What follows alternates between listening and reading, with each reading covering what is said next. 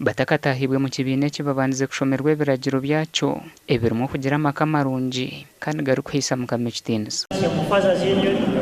ibara gisibe y'umwana y'umuyakwera no encouraging abakazi barukutaha ombusweri obasomesa bamanye kintu ekibatahamu kandi tuora kurungi abana nko ku Bible erukugamba ngo yoro omwana wawe omuhanda umurungi nyencho bwalikura talibirugaba yenda kusima batahibwa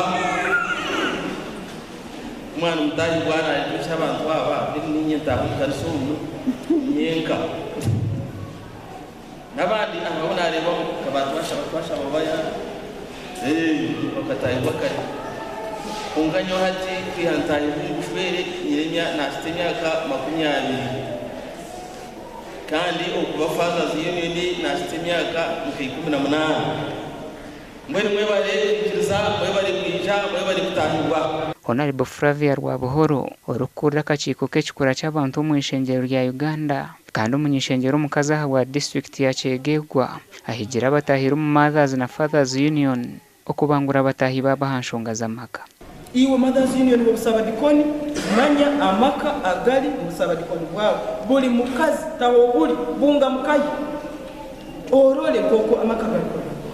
Mothers Union wa church kidoni bundi kinkaha